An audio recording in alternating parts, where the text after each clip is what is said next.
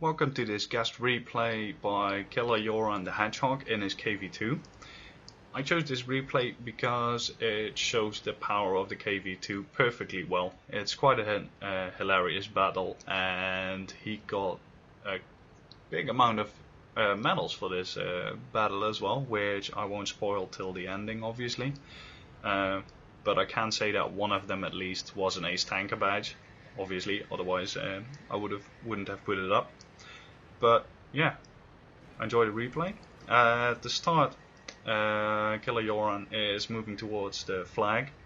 As you can see, the team splits up quite nicely, and generally in this game mode though, whoever basically wins the left flank generally wins the match, because capping is actually not the purpose of this mode and will usually lose you the battle, because you have to cap for so long that the enemy can basically come from all the way on the other side of the map to interrupt the cap. So that's never smart, but it is a good thing to defend the cap though, even though it's not smart to actually cap.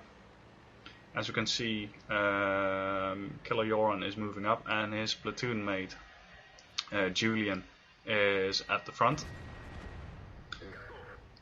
KillerYoran roughly aims that shot in the general direction of the ELC and manages to hit or splash him for 400 damage, so that's the first kill already.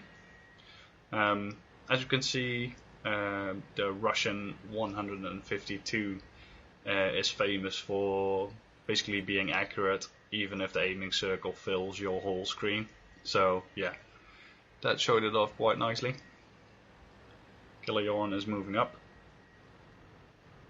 trying to see if there's anything there. Usually there's a couple of tanks trying to work that ridge line over there, but there doesn't seem to be any, so time to move up a little bit more.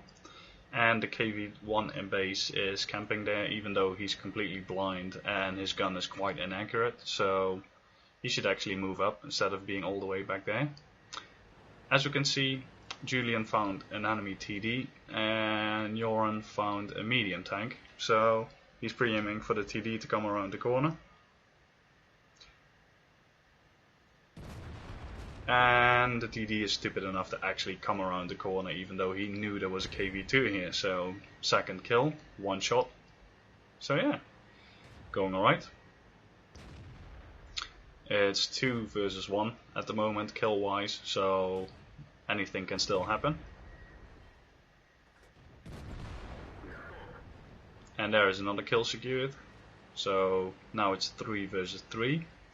As you can see, the left flank is completely collapsing, and yeah, Yoran will do a really good job, but if he hadn't been here, this match would have been a loss pretty much.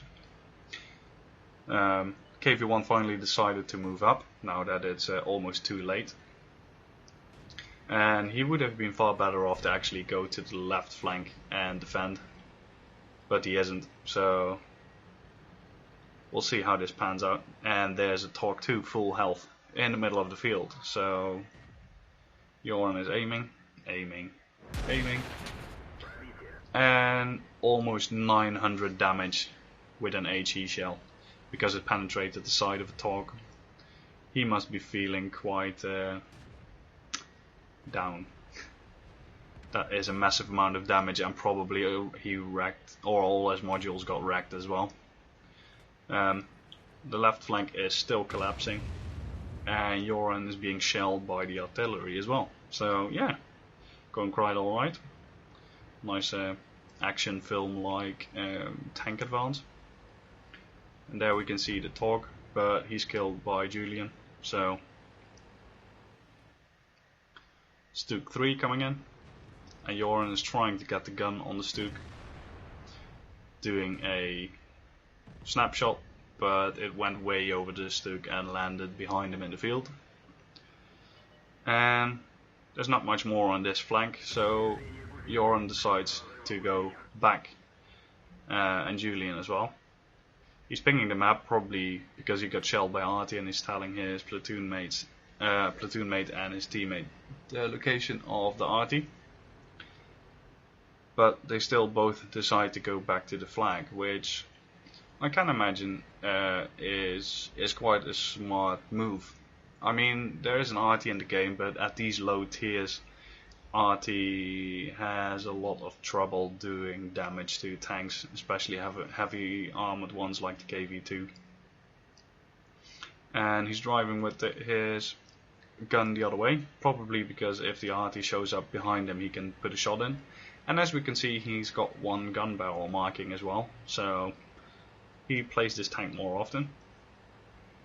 And I imagine it's definitely worth it. I had the KV-2 as well. I sold it when they removed the really good penetration heat ammo that it had, which the FCU 152 currently still has. But that ammo was just hilarious. It had something like 250 penetration, and back then the KV-1S was also still really overpowered, so it was always fun to one-shot those. Tried to put a shot into that KV, but it went over. This shell velocity of these 152 shells is really slow, so you have to lead by quite a bit to hit moving targets. As you can see, the Churchill is in the middle of the field and the KV-1 is as well, and the KV-1 is killed, so yeah, he had a really good impact on the match. And there is the KV-85, which is quickly dispatched off, and as you can see, KillerYoran is up to 2,155 damage already, so that's really good, even for a KV-2.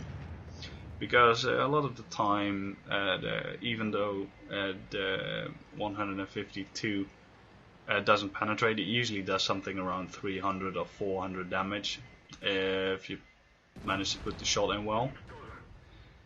And a quick snapshot on the Digger Max, which in this engagement was the more dangerous enemy, because that thing has quite good penetration and 350 damage, so you don't want to get hit by it in a KV-2. Arty just hit him for 100 damage, which is what I meant earlier, that Arty in these tiers struggles to do proper damage even in the side of the tank. That shot went over the Churchill, so his friend is now a little bit in trouble. Arty missed him, and Julian is unfortunately killed. So it is time to actually kill this Churchill. That has problems penetrating the KV-1, obviously, because the KV-2, because the KV-2 has really nice armor on this tier as well, if you angle it well. It is as big as a house though, so side shots usually do a lot of damage and do penetrate. And now, waiting for the other Churchill. And he's there. Put one shot in, 219 damage. That's what I meant. I mean, if you just do splash damage to a target, it's usually not that much, unless it's a lightly armored vehicle. But the Churchill is definitely not a lightly armored vehicle, so it does take less damage. And as well, it's got massive tracks which absorb a lot of damage. Put a second shot in, and that finishes him off. So KillerYoran is up to 7 kills and 2,615 damage. So going quite well. He's distracting the Arty here, pretending to drive forward until he gets despotted, and Arty doesn't fire. So he's reloading. But as we can see, the Arty and the Panzer IV both haven't been spotted all match. There's no icon on the minimap telling their last location, which means that they are unspotted. But we roughly know the position of the Arty, which was around B1. And at this point it is smart to actually start capping and draw the enemy to you, because the KV-2 is too slow to go exploring all over the map, with a big chance that the enemies will simply keep outrunning you. And they've got a better view range, so if that Panzer IV outruns him and does spot him for the Arty has not much problem in taking KillerYoran down over time, because even with 100 damage he only needs 3 or 4 shots to finish him off. KillerYoran is asking if the Panzer IV is AFK because he hasn't been seen all match.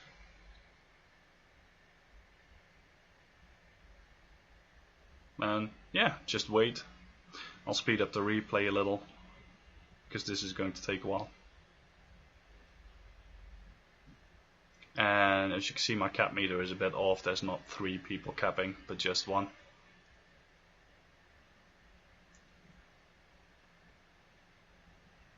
Just waiting. Having patience, the enemy will come, they have to interrupt the cap. And the RT decides to come and interrupt the cap and is quickly dispatched. So yeah, 8 kills. Going well. And now it's actually time to start moving. As well, it's a good indication though that if the Panzer IV would have been here, or would have been playing, he would have been here by now. So KillerYoran decides to go for the base and see if the Panzer IV is still in base. He could be just camping, he could be a bot. I don't use XVM, so you can't see the colors or the stats of people. That is, by the way, because I don't like XVM. Because it gives you an unfair advantage, because you can see who is good, and if you focus them down first, then the enemy has way less chance to win the map. And as well, it just raises my blood pressure if I see the whole team filled with red. So yeah, I'd much rather play like this than everyone is equal until proven otherwise. And I enjoy the game much more. So that's why I've only got the minimap mod of Kodos and the headlog. So those are the 2 important things for me. And that's it, no more mods. So Yoran is up to 8 kills, and there is the Panzer IV. And as we can see, he's AFK. He hasn't even moved his turret. So Yoran can take all the time in the world. He's not firing. Because the thing is though, if it maybe is a bot and you fire, he might wake up in that respect and start shooting back. And since he's got all the time in the world, he can just drive around the rear and plant a nice shot into the engine deck, which will penetrate as well. So fully aimed, and that's the last kill. So 9 kills, which means a Radley-Walters medal, a high caliber one, a Top Gun, and there was one other, I can't remember exactly, but an ace as well. So yeah, really enjoyable replay, and as you can see, the KV-2 is quite hilarious when the derp gun actually works. So I hope you enjoyed it. Rate, replay, subscribe to the channel, and see you next time.